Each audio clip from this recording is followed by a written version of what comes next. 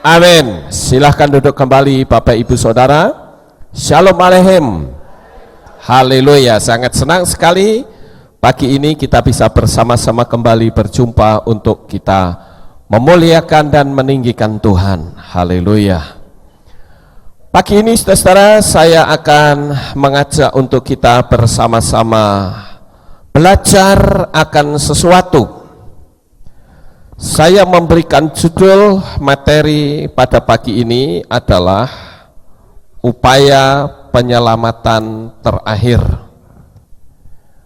Apa yang dimaksud dengan upaya penyelamatan terakhir itu? Saudara yang terkasih, setiap kita manusia sekali waktu kelak kita pasti mati. Terkadang ada seseorang yang sedang menunggui keluarganya, atau barangkali tiba-tiba mendapatkan satu berita, ada salah satu kekasihnya yang mengalami kecelakaan, atau barangkali ada seseorang yang sedang ditunggu di ruang ICU. Dalam kondisi dan keadaan yang kritis, kadangkala orang yang menjaga dan menunggui itu menjadi panik.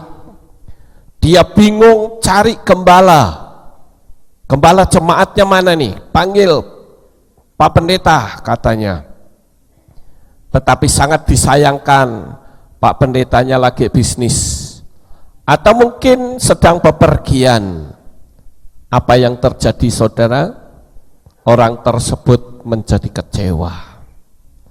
Justru di saat-saat yang terakhir tidak ada doa yang dinaikkan. Dia tidak tahu apakah orang yang sakit ini bisa selamat atau tidak. Nah, oleh karena itu kadangkala satu peristiwa yang urgent atau dadaan atau yang sangat mendesak itu membuat orang jadi pahit hati ketika ternyata di hari-hari terakhir dia tidak ada yang mengiringi doa. Nah, oleh karena itu Bapak Ibu Saudara, pagi hari ini saya memberikan materi dengan judul upaya penyelamatan terakhir terhadap orang-orang di sekitar kita, kekasih kita, orang yang kita cintai, yang ada di dekat kita menjelang kematian. Apa yang harus kita lakukan? Kita tidak perlu bingung dan tidak perlu panik, karena saudara dan saya itu memiliki porsi yang sama di hadapan Bapa Yahweh. Saudara yakin? Jadi jangan sampai lalu tugas ini dianggap hanya tugas gembala. No, tidak sama sekali. Saudara, di dalam kitab suci dikatakan kita ini adalah imamat yang rajani.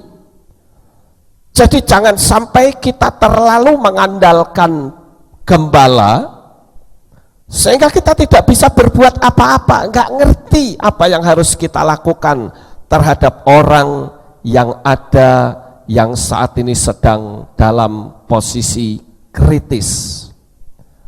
Nah, oleh karena itu saudara-saudara, orang saat menghadapi kondisi keluarga yang kritis itu jangan sampai kita panik atau mengambil jalan yang salah. Ini saat yang paling menentukan hidup dan mati seseorang, selamat atau tidak, itu penentuannya di akhir hayatnya saudara. Setia seperti apapun menjelang akhir hayat dia menyangkal, maka selesai semua. Yang seharusnya dia masuk ke Syamayim, ternyata dia justru masuk ke neraka. Nah, oleh karena itu saya akan ajak saudara mengetahui bagaimanakah caranya Ketika kita berhadapan dengan orang-orang yang kita sayangi, menghadapi orang-orang yang kita cintai, tetapi dalam kondisi yang sangat kritis. Nah, saudaraku yang terkasih, setiap orang yang sudah ada di ujung kematian itu macam-macam ekspresinya. Siapa di sini yang pernah menghadapi orang menjelang kematian? Ada? Angkat tangan. Wah, cukup banyak ya.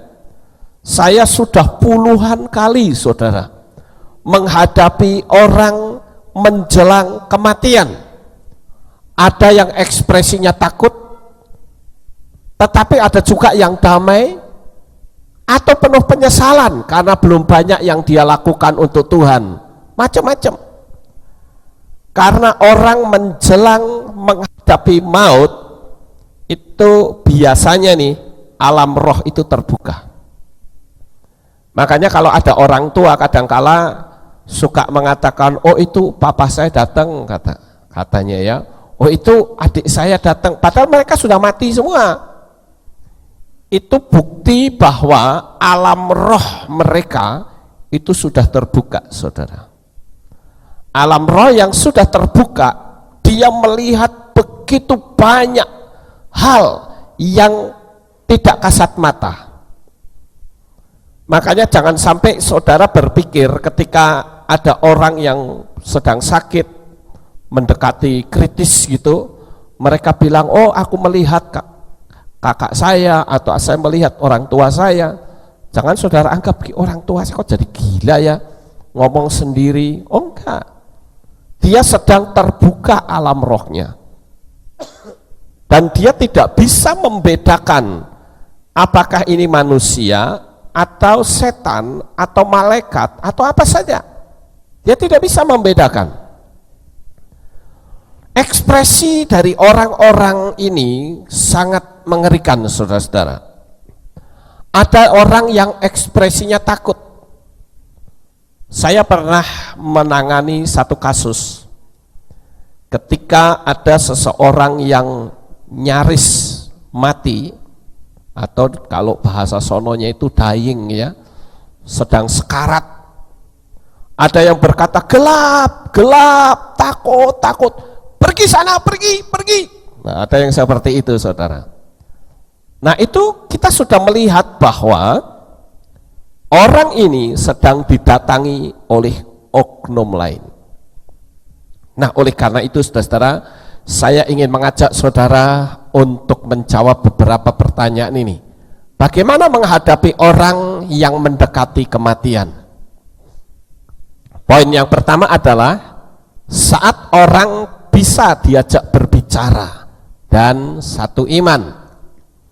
Kemudian yang kedua, sedang ketakutan. Yang ketiga, tidak bisa bicara tapi sadar. 4, tidak sadar atau koma. Dan yang kelima, tidak seiman. Saya akan ajak untuk saudara memahami pengajaran ini agar sekali waktu saudara menghadapi orang-orang yang paling saudara sayangi, saudara tidak panik, tetapi bisa membimbing mereka masuk dalam karya keselamatan. Sekalipun mungkin sebelum-belumnya mereka menolak Yeshua, menolak Bapa Yahweh, tapi saya beritahu saudara, percayalah, di akhir hayat mereka, saat mereka sedang sekarat, saya punya keyakinan hati nurani mereka menghakimi dengan keras sekali,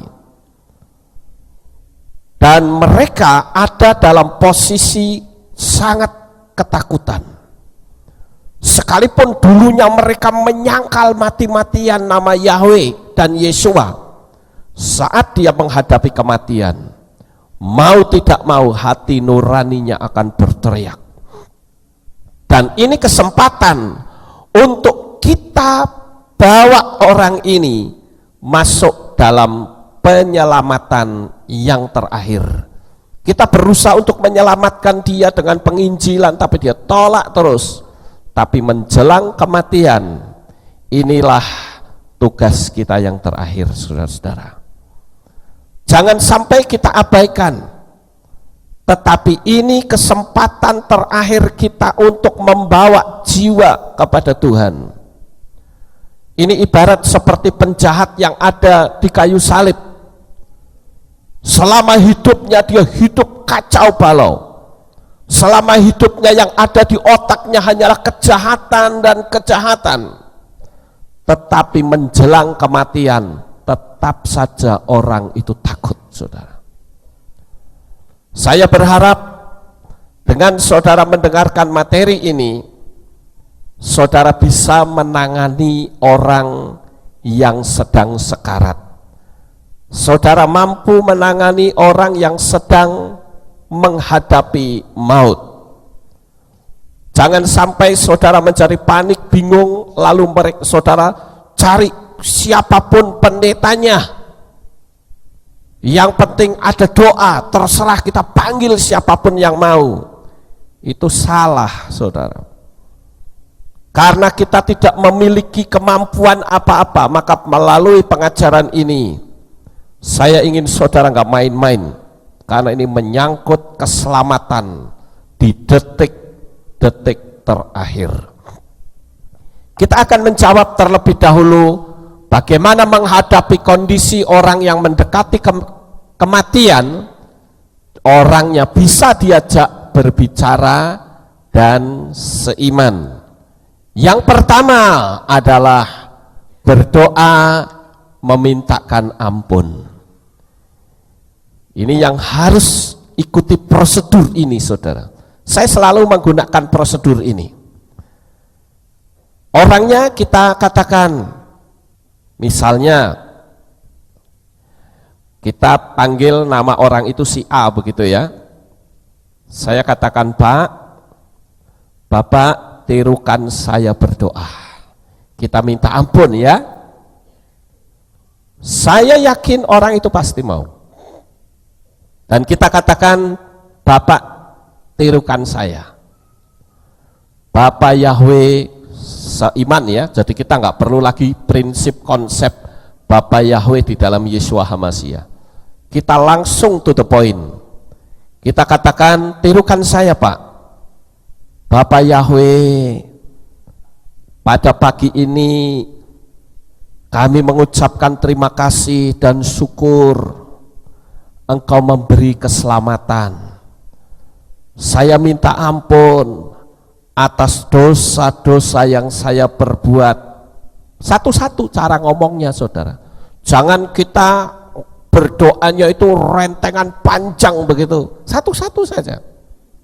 Ampuni segala kesalahan saya. Saya menyerahkan seluruh hidup saya di dalam tangan Tuhan. Ini upaya pertama, yaitu berdoa meminta ampun. Dituntun. Sekali lagi, jangan cepat-cepat menuntunnya, pelan-pelan saja. Ya, itu langkah pertama. Kemudian langkah yang kedua adalah suruh mengucapkan Shema Yisrael. Ini pernyataan iman, saudara. Saudara bisa membisikkan di telinganya. Kalau dia memang sudah hafal Shema Yisrael, bisikkan di telinganya dan katakan, ucapkan Shema Yisrael.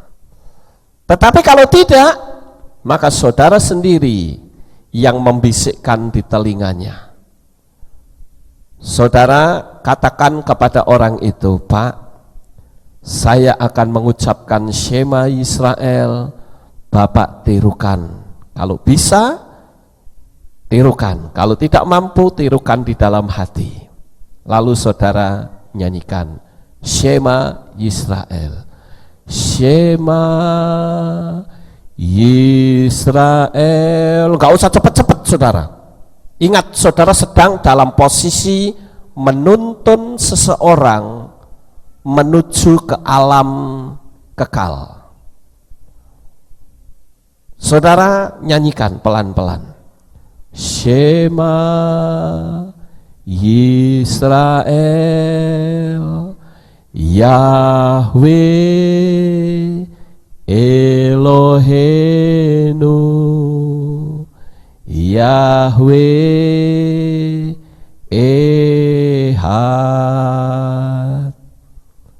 Baruk Shem Kevod, Malkuto Leolam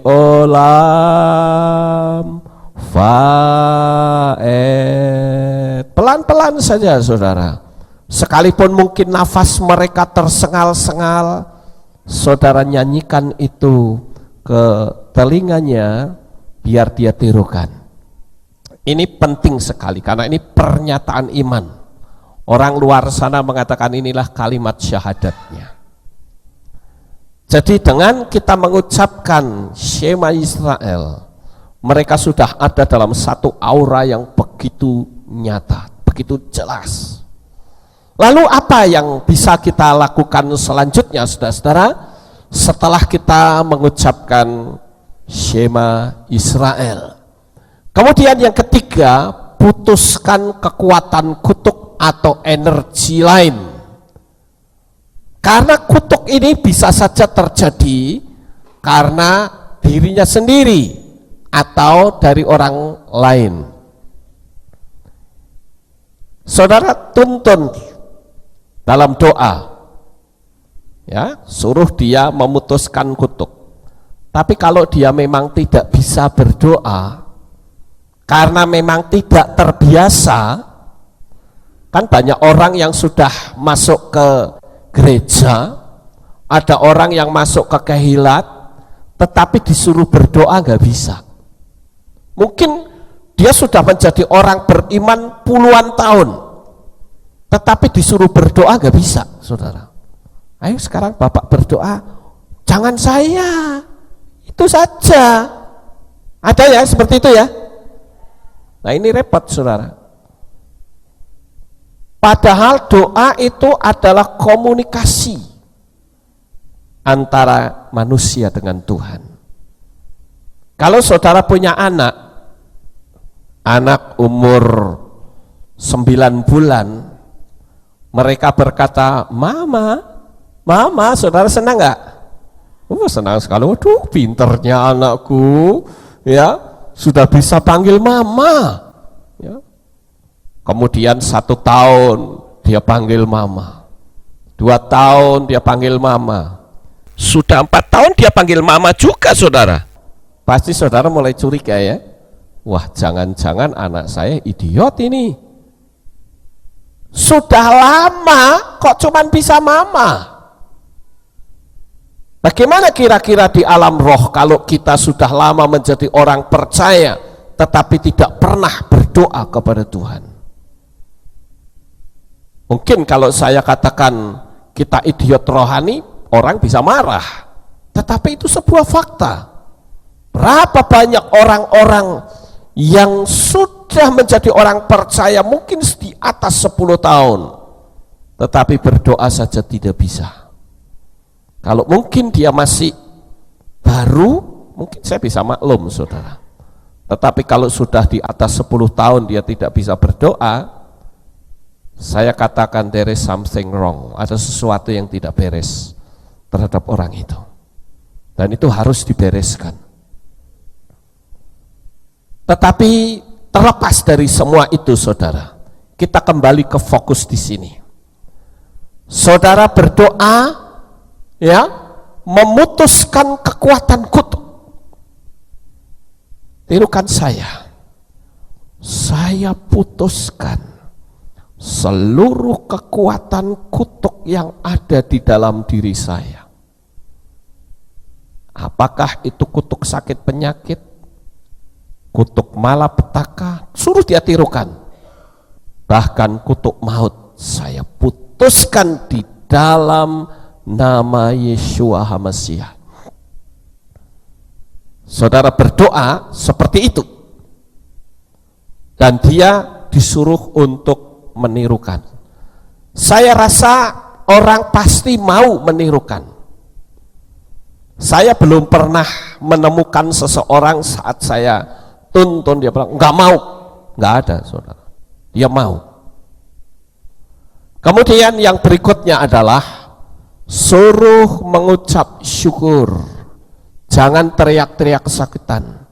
Biasanya orang kalau sedang dalam keadaan sekarat, sedang dalam keadaan sakit, dia tidak berseru kepada Tuhan, tapi cuman aduh.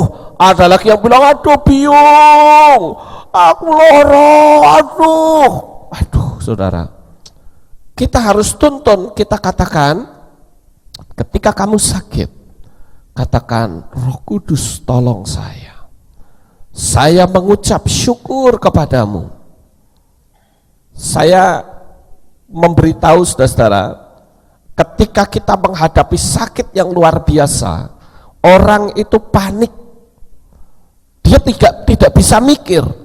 Tetapi dengan kehadiran saudara menuntun mereka, maka orang-orang itu akan mampu mengucap syukur kepada Tuhan. Amin. Ini ingat loh, kita sedang ada pada posisi yang sangat berbahaya, saudara. Karena orang yang seperti ini sedang ada dalam perebutan dua kekuatan besar. Jangan saudara panik, ikuti saja prosedur yang saya ajarkan ini. Ya, suruh dia mengucap syukur. Jangan teriak-teriak kesakitan. Apalagi, mohon maaf kalau sampai ngamuk-ngamuk. Karena merasa tidak dilayani dengan baik. Marah-marah. Waduh, itu bahaya sekali, saudara. Orang yang sedang hidupnya ada di penghujung maut, marah-marah, waduh itu mengerikan. Makanya kehadiran saudara itu akan menuntun dia, dan dia akan ada dalam ketenangan. Kemudian yang berikutnya, lepaskan roh pengampunan, agar supaya meninggal tidak membawa kepahitan. Ada orang yang dalam keadaan sekarat, tapi hatinya pahit, saudara. Ingat bahwa kepahitan itu akan membawa dia, mendampingi dia, kelak di kursi pengadilan Tuhan. Jadi pada saat saudara ada di situ, saudara katakan lepaskan pengampunan. Lepaskan pengampunan. Apa yang mungkin saudara pernah disakiti, lepaskan pengampunan. Ini penting ya. Jadi jangan sampai saudara kebingungan sendiri ketika menghadapi orang yang sedang sekarat, malah nanti sekarat bareng saudara. Pimpin saya, tuntun saya, ikuti yang ini. Apalagi kalau saudara bisa nyanyi ini, ketika hatiku telah disakiti. Pernah gak kita nyanyi ini, saudara? Saya rasa lagu ini cukup menarik ya. Mau kita nyanyi ini, saudara? Coba tim musik naik lagi ke atas. Coba kita nyanyi satu lagu, ya, supaya kita bisa rasakan energinya macam apa. Ayo, leadernya mana? Maju sini. Dituntun pujian kita. Ketika hatiku telah disakiti. Ini benar nggak teksnya ini?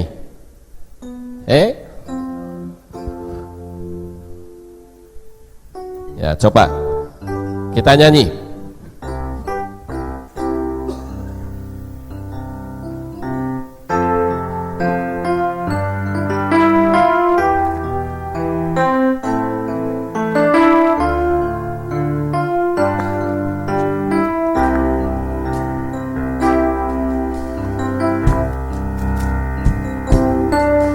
Ketika hatiku telah disakiti, ajarku memberi hati mengampuni. Ketika hidupku telah dihakimi, ajarku memberi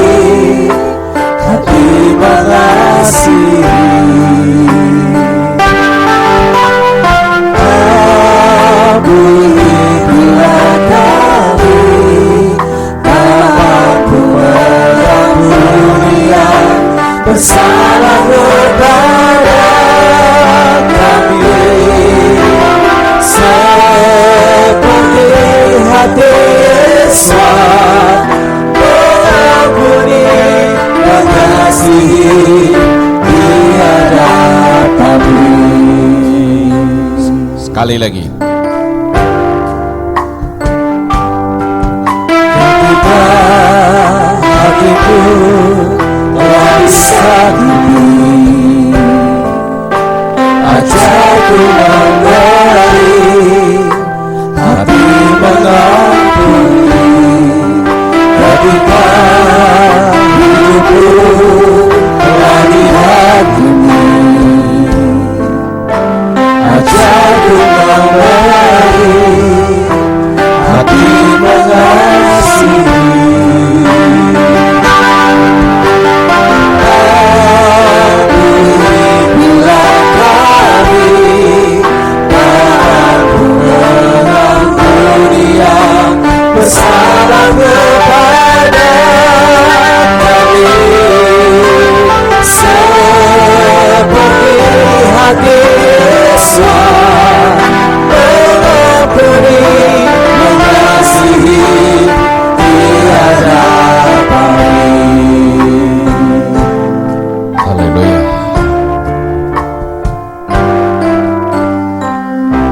Iya, puji Tuhan. Kembali ke materi kita. Nah, saudara yang terkasih, saat kita nyanyikan lagu ini kepada orang yang sedang dalam keadaan sekarat atau dalam keadaan kritis, saya punya keyakinan bahwa Roh Kudus itu akan bekerja dengan sangat luar biasa. Orang yang hatinya pahit, penuh dengan kedengkian, di situ dia akan hancur dengan kekuatan Tuhan. Nah, kita juga perlu memberitahu kepada mereka, saudara-saudara, agar supaya kepahitan, kedengkian itu tidak menjadi penghambat di kursi pengadilan Tuhan. Saudara katakan kepada orang yang sakit ini, orang yang kamu benci, kamu ampuni. Orang yang menghakimi kamu, ampuni mereka. Karena selama kita hidup di dalam dunia ini, saudara, kadangkala kita berinteraksi dengan orang-orang yang barangkali tutur katanya tidak baik. Coba saudara lihat aja di Facebook, di FB, banyak sekali orang-orang yang kata-katanya itu kasarnya minta ampun, saudara. Nah, itu seperti tombak yang menghujam hati orang. Dan kadang tanpa kita sadari kata-kata itu masuk ke dalam hati kita dan kita bisa memunculkan suatu kebencian. Jadi orang tersebut itu sedang menabur kematian bagi saudara. Oleh karena itu saya berkali-kali memberitahu agar ketika kita berada dalam satu pertemanan, kita menemukan orang-orang yang seperti itu, langsung saudara tinggal stempel saja dalam diri saudara, oh orang ini tidak layak untuk menjadi sahabat, oh orang ini bukan sahabat yang baik, untuk berteman saja sudah gagal. Jadi di sini jangan malah kita membalas dengan kata-kata yang kasar. Salah itu, saudara. Kita terjebak di situ. Berarti hati kita diubah oleh mereka. Jangan mau hati kita diubah oleh mereka. Nanti ketika orang ada dalam posisi kritis, itu menakutkan, saudara. Saat kepahitan itu masih ada. Oleh karena itu suruh pandang bagaimana Yesus mengampuni orang yang membunuhnya. Ini langkah langkah prosedur yang biasa saya lakukan. Kemudian yang berikutnya saudara-saudara, bagaimana menghadapi kondisi orang yang mendekati kematian tapi sedang dalam keadaan ketakutan. Siapa di sini yang pernah ketemu atau mendekati atau berada di dekat orang yang sedang dalam keadaan dying, ya, sekarat, menghadapi kematian, tapi dia mengalami ketakutan yang begitu hebat? Ada yang pernah mengalami? Angkat tangan. Oh ada ya, puji Tuhan. Berarti pernah melihat betapa hebatnya orang sedang takut, saudara. Ingat, pada saat itu alam roh orang itu terbuka. Dan dia melihat begitu banyak dunia yang tidak kelihatan mata. Bisa saja yang datang itu malaikat maut yang siap untuk mengambil nyawa orang itu. Atau bisa saja setan yang datang dan orang itu sedang dalam kondisi ketakutan yang luar biasa. Lalu apa yang harus kita lakukan dalam hal ini? Yang pertama adalah tenangkan hatinya dan katakan bahwa Tuhan itu ada di sini.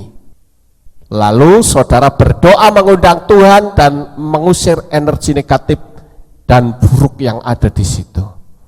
Ketika orang itu sedang ketakutan, tepuk pundaknya saudara. Katakan, tenang saudaraku, percayalah Bapa Yahweh menjadi pelindung atas hidupmu. Ayo kita berdoa saja, kita berdoa. Ya, sekarang pejamkan matamu, berdoa. Tuhan ada bersama dengan kita. Jangan lihat hal-hal yang menakutkan ya. Sekarang kamu bayangkan betapa hebatnya cinta kasih Bapa Yahweh kepada kamu. Ucapkan itu. Sampai di sini, saudara bisa ikutin saya? Oke. Jadi seperti ini, saudara. Ya, katakan bahwa Tuhan ada di sini. Dia membela saudara. Dia melindungi saudara. Dia menjagai engkau. Tutup matamu dan bayangkan kehadiran Tuhan ada bersama kita. Jangan kau lihat hal-hal yang gelap, yang menakutkan yang saat ini kau lihat. Saudara katakan begitu, lalu saudara berdoa. Bapa Yahweh, saya berdoa, seluruh energi kegelapan dan energi buruk, energi negatif yang ada di ruangan ini, saya menolaknya di dalam nama Tuhan Yesus HaMasiah. Pergi kamu. Ingat, kita yang berdialog dengan energi itu loh. Jangan kita berdoanya salah. Tuhan, singkirkan kekuatan setan yang ada di sini. Salah doa seperti itu. Tuhan akan bilang, aku sudah memberi kuasa kepadamu, pakai kuasa itu. Saya beritahu saudara, alam roh ya, itu adalah alam yang nyata seperti dunia fisik. Cuman bedanya dia tidak kelihatan. Dan alam roh itu cerdas, dia bekerja secara sistemik. Ketika kita sudah mengucapkan sesuatu, maka alam roh itu akan bekerja secara otomatis, secara sistemik. Tergantung bagaimana kitanya di dalam berdoa. Nanti kita sampai ke sana. Jadi jangan sampai kita malah kebingungan sendiri. Kebanyakan yang saya lihat orang bingung ketika menghadapi orang yang sedang menghadapi kematian. Ini yang pertama, saudara.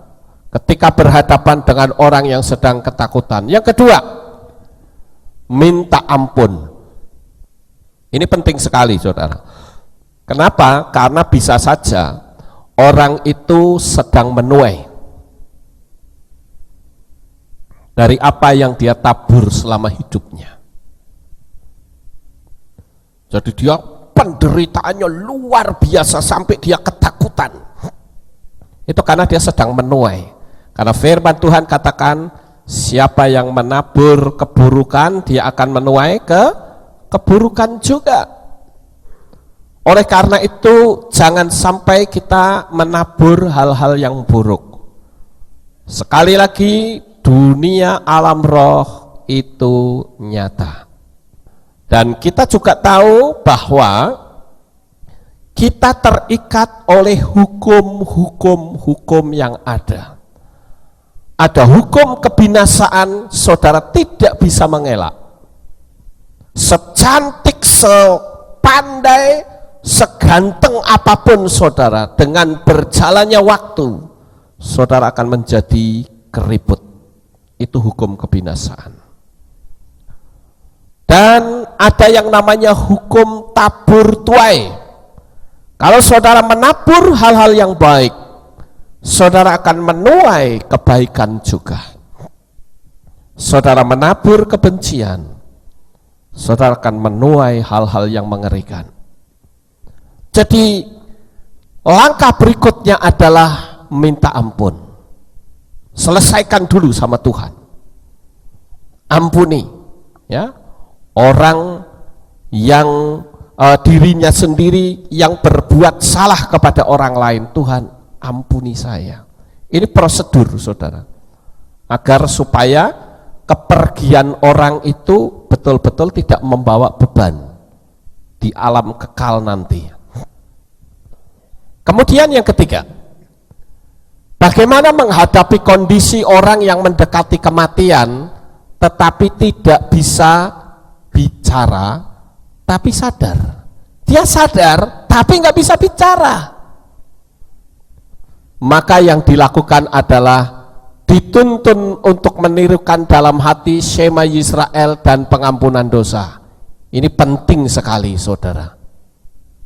Kemudian yang berikutnya, bagaimana menghadapi kondisi orang yang mendekati kematian tapi kondisinya total tidak sadar atau koma. Nah, di sini peran saudara sebagai imam itu penting. Artinya saudara menjadi imam bagi orang yang sedang koma tersebut. Saudara mewakili orang itu. Saudara katakan, Tuhan, saya mewakili orang yang sedang koma ini. Saudara sebut nama orang itu, lalu saudara katakan, saya memohonkan ampun atas dosa-dosa dan kesalahan orang ini. Ampuni kami Tuhan. Tuhan, salurkan kasih-Mu yang paling dalam untuk orang ini. Lalu saudara mengucapkan Shema Yisrael. Tetap saudara bisikkan di telinga Shema Yisrael itu. Ini langkah yang keempat. Sekarang bagaimana menghadapi kondisi orang yang mendekati kematian tetapi tidak seiman. Ini saudara harus mengambil upaya penyelamatan. Kalau mereka masih sadar, kasih tahu dulu akan kepastian keselamatan melalui Bapa Yahweh. Kalau sudah koma, pakai prosedur yang keempat tadi. Karena sudah koma, saudara menjadi juru syafaat untuk orang itu. Tapi kalau masih sadar, tuntun dia. Inti dari iman kita, saudara mengucapkan di telinganya, katakan begini. Ya, ini dalam keadaan tidak seiman dan sadar. Saudara katakan begini, Pak, saya doakan Bapak tirukan saya ya. Lalu saudara katakan, Bapak Yahweh, gak usah cepet-cepet ya. Saya datang menghampiri Engkau. Saya minta ampun atas dosa saya. Dan hari ini saya percaya bahwa Tuhan yang menciptakan langit dan bumi bernama Yahweh. Saya juga percaya bahwa Yahweh telah turun ke dalam dunia ini dalam wujud manusia, yaitu Yeshua HaMashiach. Suruh tirukan, saudara. Saya juga percaya bahwa Roh Kudus adalah rohnya Yahweh. Dan saya mengakui mulai hari ini saya percaya hanya kepada Bapa Yahweh. Itu doanya seperti itu. Orangnya suruh mengucapkan. Usahakan saudara berdoa dengan orang yang tidak seiman ini, tidak ada orang lain, agar saudara sendiri tidak terganggu dengan lingkungan saudara. Mungkin mereka ada di satu kepercayaan garis keras barangkali, kadangkala saudara menjadi takut di dalam doa. Tapi kalau saya tidak akan takut, saudara. Ini adalah upaya penyelamatan terakhir. Jadi jangan takut untuk masalah ini. Sesuai dengan iman saudara, katakan bahwa di luar nama Yahweh, Yeshua HaMashiach, dan Roh Kudus tidak mungkin ada keselamatan. Saudara tidak boleh segan dengan manusia. Iman kita itu, ucapkan itu, saudara. Paham sampai di sini? Ya. Kemudian yang berikutnya sebagai catatan, ini penting. Yang pertama, jika hukum tabur tuai sedang berlaku, didoakan seperti apapun seolah-olah tidak membawa hasil. Tapi ini lebih baik, saudara, karena dia sedang bayar harga dan tidak menurun ke generasi berikutnya. Yang penting jaga imannya saja. Saudara, maksud apa yang saya sampaikan ini? Tahu ya? Ya. Jadi kalau orang ini sedang dalam keadaan menuai dari taburan, itu lebih baik. Karena dia langsung tuai, dia tidak akan menurun sampai ke anaknya. Jadi anaknya tidak akan terkena kutuk yang ada di atasnya. Atau mungkin karena orang ini kurang beriman sehingga dia digocoh oleh setan. Orang itu sedang dipermainkan oleh setan. Oleh karena itu, kalau orang ini tidak dituntun untuk percaya kepada Bapa Yahweh, doa-doa kita akan sia-sia. Kenapa? Karena orang itu sedang dipermainkan. Setan, aku gak akan berurusan dengan kamu, urusan sama orang ini. Makanya saya mengatakan bahwa setan itu tidak bisa menyiksa manusia di neraka. Justru neraka itulah tempat penyiksaan setan dan pengikut-pengikutnya, termasuk manusia. Jadi kapan setan itu menyiksa manusia? Pada saat manusia itu mengalami kelengahan, pada saat manusia itu berusaha untuk meninggalkan setan, tetapi tidak memiliki kekuatan yang jauh lebih besar, yaitu kekuatan Bapa Yahweh, orang itu akan digocoh habis. Dan itulah kesempatan setan untuk menyiksa manusia selagi dia ada di dunia ini. Makanya baptisan pembaharuan itu sangat penting, karena itu sama saja dengan meterai kepemilikan. Harus baptis pembaharuan, saudara. Karena tanpa baptis pembaharuan itu stempel kepemilikannya bukan milik Bapa Yahweh. Ini catatan yang pertama. Sekarang yang kedua.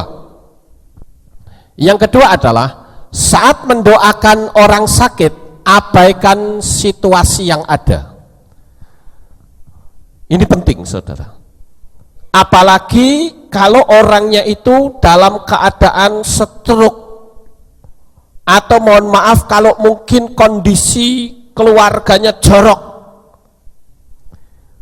Ketika saudara berdoa untuk orang sakit itu, saudara harus mengabaikan situasi yang ada, khususnya bau busuk. Biasanya saudara, yang saya alami dalam pelayanan seperti ini, yang berbau busuk itu tubuh orang ini dan mulutnya.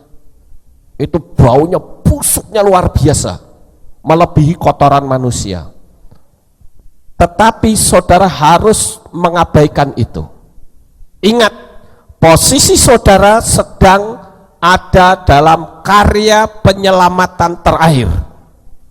Kalau saudara tidak berani untuk mendekati orang yang kondisinya sudah seperti ini, nggak usah dekat, lebih baik daripada saudara menyinggung perasaan keluarganya. Saudara masukmu, saudara bisa bayangin keluarganya bisa marah-marah kepada saudara, kurang ajar, orang sah tekor ini, ya. Saudara harus siap mental. Amin. Saya berkali-kali berhadapan dengan orang yang kondisinya sudah busuk luar biasa, tapi saya bisa tahan. Ini kelihatannya sepele ya, tetapi saya pernah diceritain saudara, ada orang sakit kondisinya sudah seperti ini, ada tim besuk yang lebih baik nggak masuk, ya ada yang begitu, waduh, nah, ini nggak nyaman sekali saudara.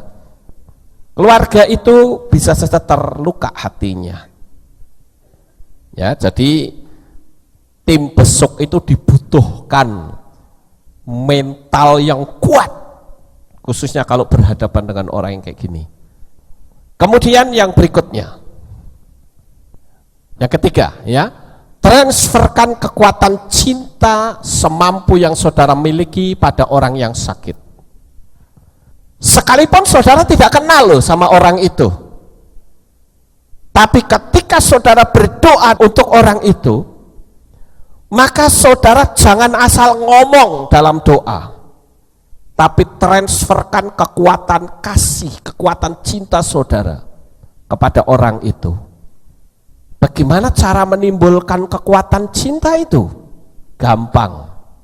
Saudara pandangi orang itu, lalu katakan, sebentar lagi orang ini akan pindah alam, dan saya harus mengiringi orang ini dengan kasih yang saya miliki, kasih Bapa Yahweh. Baru saudara tumpangi tangan dan doakan. Kalau Yesua mendoakan orang sakit, kira-kira Yesua mendoakan dengan penuh kasih enggak? Penuh kasih. Nah, kita nyontoh gitu loh, jangan asal ngomong, ya Tuhan selamatkan orang ini, tapi tidak ada energi yang saudara transferkan pada orang itu. Salah. Kita nyontoh cara Yesua berdoa. Ketika Yesua berdoa untuk orang sakit, bahkan orang penyakit lepra sekalipun, Yesua menyalurkan kekuatan kasih yang dia miliki. Jadi sekalipun orang itu sudah busuk kondisinya, saudara harus punya kemampuan untuk mentransferkan kekuatan kasih. Bila perlu, saudara bisikkan di telinga, sekalipun tuh busuknya luar biasa, it's okay, gak masalah saudara. Selama engkau mampu menyalurkan kekuatan cinta, bau busuk itu akan saudara abaikan dengan mudah. Amin. Ini yang penting saudara. Pelayanan ini pelayanan yang sangat penting. Kemudian yang berikutnya, beri pesan agar jangan ada kegiatan spiritual dari iman yang berbeda. Posisi ini paling penting karena orang sakit itu sedang diperebutkan oleh dua kekuatan besar. Harus berani mengatakan tidak pada yang lain. Saudara kasih tahu kepada keluarga yang menjaga, apalagi yang satu iman, oh itu lebih mudah saudara. Saudara katakan pada keluarga, nanti kalau saya sudah doakan, sudah, jangan boleh ada doa lain yang memanggil nama lain selain Bapa Yahweh di dalam Yeshua HaMashiach. Kita harus berani ngomong begitu, saudara.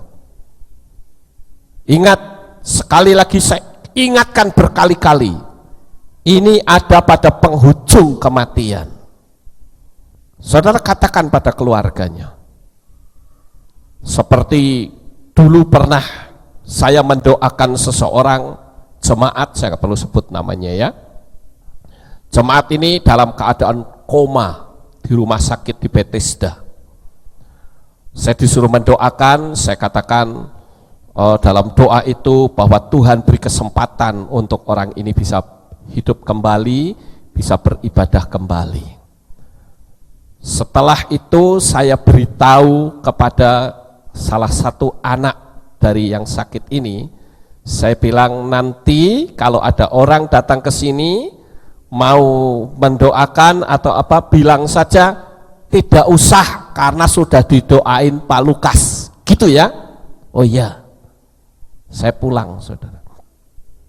Di tengah jalan saya ditelepon oleh anaknya, dia katakan mama sudah bisa duduk.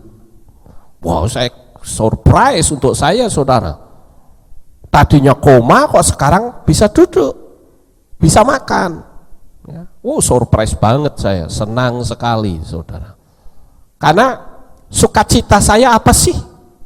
Saya akan mengalami sukacita ketika orang yang saya doakan itu sehat. Itu sukacita saya. Nah, setelah dapat kabar begitu, saya katakan ingat, jangan boleh ada orang lain yang mendoakan. Kasih tahu sudah didoain Pak Lukas. Oh ya. Kemudian tidak berapa lama, 1 hari kemudian saya ditelepon oleh anaknya. Mama koma lagi. Waduh, kok bisa? Lalu saya datang ke sana dan saya tanya, ada nggak orang lain yang ke sini? Oh ada. Dia dari kepercayaan lain, dia bawa air, dia bawa macam-macam, lalu mama diminum air. Kenapa kok kamu boleh? Ya habis saya nggak enak, nanti saya dimusuhi mereka, wong dia apa engkunya atau apa gitu loh. Ya wes, risiko tanggung sendiri. Dan nggak berapa lama meninggal. Peristiwa ini juga pernah terjadi ketika saya belum menjadi gembala. Masih jemaat biasa. Kita berdoa, mendoakan orang sakit, waktu itu masih di Comal, saudara. Ketika didoain, ya, orang ini sudah mulai sehat, rupa-rupanya diminumin air juga, malah orangnya jadi gila dan tidak sembuh sampai hari matinya. Ini nggak main-main, saudara, ini permainan dunia supranatural semua. Ya. Jadi pesan-pesan ini saudara catat, saudara ingat baik-baik, maka ketika saudara berhadapan dengan orang-orang yang sedang mengalami sekarat seperti itu, saudara sudah bisa langsung menangannya dengan baik. Amin? Ya. Kita lanjut yang berikutnya, saudara-saudara. Ya, tidak boleh ada atribut apapun, ya, tidak boleh ada kegiatan spiritual. Nah, kemudian yang kelima, akan lebih baik kalau selama keluarganya yang seiman itu membentengi terus agar menit-menit terakhir bisa mempertahankan imannya. Jangan lengah, ini penting sekali. Sekali lagi, posisi ini posisi yang sangat genting, saudara. Dan kita harus tegel. Saudara rela dimusuhi orang lain demi untuk satu orang yang harus selamat. Ingat, ini kondisi seperti ini, setan itu bekerjanya luar biasa. Kita harus bisa membentengi keluarga kita sendiri. Saya bersyukur ada beberapa jemaat di sini yang memberi laporan kepada saya, yang dia bisa membentengi dengan baik sampai hari kematian orang yang dia cintai itu. Itu satu bukti bahwa saudara mau mendengar apa pesan saya saat saya memanjatkan doa kepada orang yang saudara kasihi. Kemudian saudara, yang keenam, kalau tidak memungkinkan dibaptis, jangan karang-karang sendiri pakai baptis percik. Mentang-mentang ayat firman Tuhan memberitahu bahwa barang siapa percaya dan dibaptis akan diselamatkan, tapi siapa yang tidak percaya akan dihukumkan. Saya pernah ketika saya mendoakan orang dalam keadaan dying, ya, dalam keadaan sekarat, keluarganya berkata begini, Pak Lukas, apa tidak lebih baik dibaptis saja sekalian? Saya bilang, lah kalau baptis bagaimana cara baptisnya? Coba cara baptisnya bagaimana? Ya terserah Pak Lukas, emangnya tak tenggelamkan, mati dia. Ya dipercikin kan nggak apa-apa Pak. Percik itu bukan baptis. Baptis itu dari kata Yunani baptizo yang artinya celup atau ditenggelamkan. Jadi kalau bahasa itu pakai bahasa Indonesia, maka akan berkata begini, barang siapa yang percaya dan ditenggelamkan akan diselamatkan, tapi barang siapa yang tidak percaya akan dihukumkan. Jadi bukan baptis itu lalu dipercik, itu meleset lagi saudara. Oh, Tuhan bilang baptis itu berarti ditenggelamkan, dalam bahasa Ibrani itu mikveh, itu pentahiran, penyucian, dan metre, stempel kepemilikan. Ini penting. Jadi jangan mengada-ada, apalagi anak kecil kayak begini dibaptis, ditunyul kepalanya saudara. Saya mau tanya, apa ini cocok dengan Markus 16 ayat 16? Ya. Barang siapa yang percaya dan dibaptis akan diselamatkan. Ini bayi saja belum percaya, sudah salah. Ya toh? Baptis saja ditunyul begini sudah salah lagi. Kok enggak tepat ya sesuai firman, meleset semua saudara. Ini saya tidak bicara masalah organisasi gereja, tidak. Tapi ini bicara ketepatan apa yang Tuhan perintahkan, itu saja. Ya. Jangan sampai lalu orang mengada-ada. Jadi di sini kita tidak usah bicara organisasi gereja, enggak. Tapi kita bicara ketepatan apa yang Tuhan sampaikan, itu saja. Kemudian yang berikutnya, yang ketujuh, jangan pernah mendoakan kematiannya sebelum diminta oleh keluarga. Ini hati-hati saudara, ini sensitif banget saudara. Jangan sampai saudara datangi orang sakit lalu, Tuhan saya doakan cepat panggil orang ini. Wah, tersinggung nanti keluarganya saudara. Jangan. Kalau memang saudara merasa secara medis sudah hands up, orangnya juga sudah tua, ya udah kita doakan saja agar imannya kuat, imannya teguh. Syukur-syukur bisa sembuh. Ya. Tapi selama keluarga itu tidak minta supaya diserahkan, jangan kita ngeminter. Lalu kita mendoakan supaya dipanggil pulang. Keluarga yang dengar doa saudara mereka bisa tersinggung. Ya. Ini penting. Kemudian yang berikutnya, jika saudara mendapat izin atau diminta, boleh dilakukan. Tetapi kembali, semua prosedur harus dilakukan terlebih dahulu. Setelah itu undang malaikat maut untuk menjemputnya. Ini penting saudara. Karena sampai-sampai saya ini dijuluki malaikat maut. Jadi kalau ada keluarga yang sakit, jangan panggilin Pak Lukas, pasti mati aja orang itu. Ya.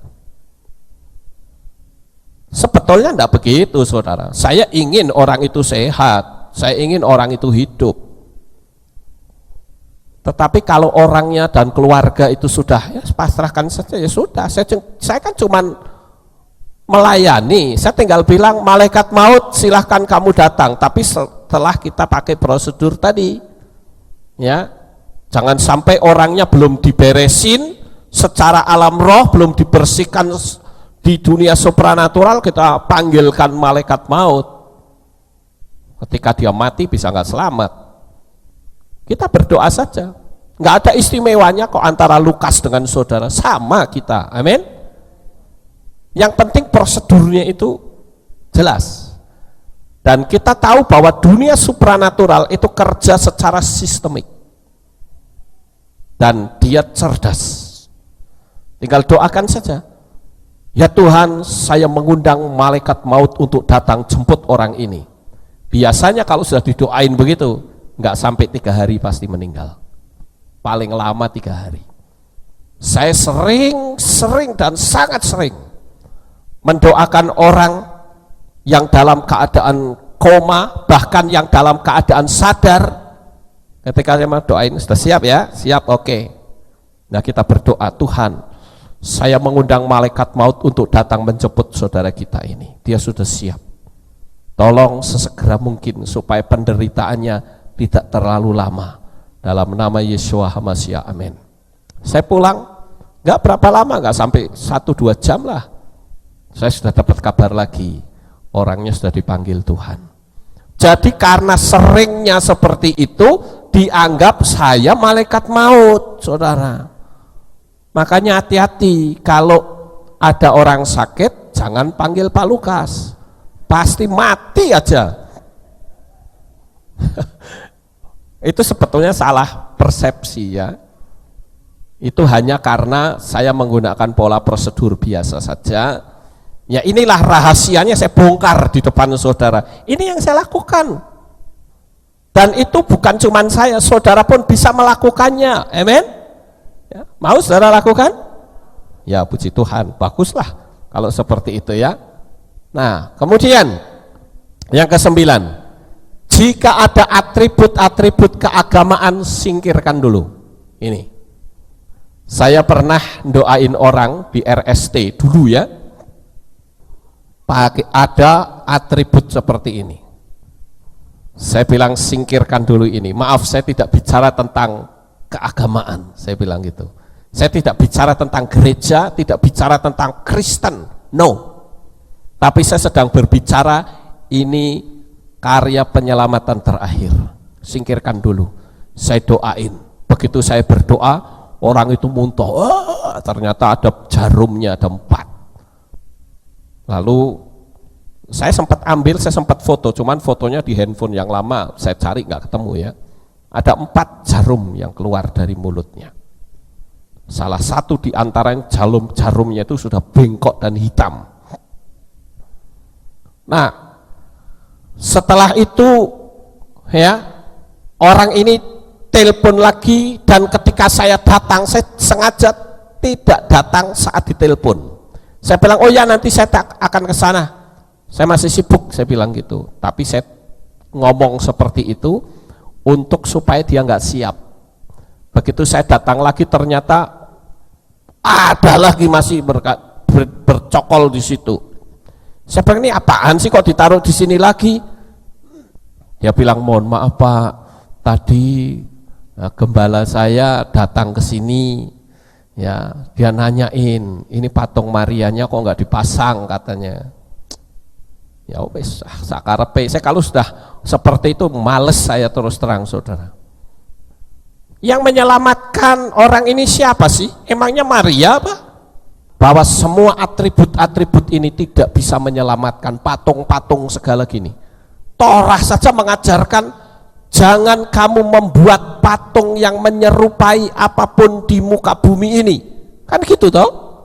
Yang menyelamatkan Bapa Yahweh di dalam Yeshua HaMashiach. Amin. Jadi kalau saya berhadapan dengan orang yang seperti ini, saya malas terus terang. Jadi sakarep-karep pula. Jadi ini yang penting adalah jika ada atribut keagamaan, singkirkan dulu, ya, singkirkan, nggak boleh ada. Dan saya percaya dengan prosedur yang saya ajarkan ini kepada saudara, maka saudara adalah orang yang dipakai Tuhan untuk melakukan karya penyelamatan terakhir, sehingga orang itu selamat sampai di Syamayim, dan kita akan kembali ketemu di Syamayim yang kekal. Sukses besar untuk saudara. Bapak Yahweh memberkati. Haleluya.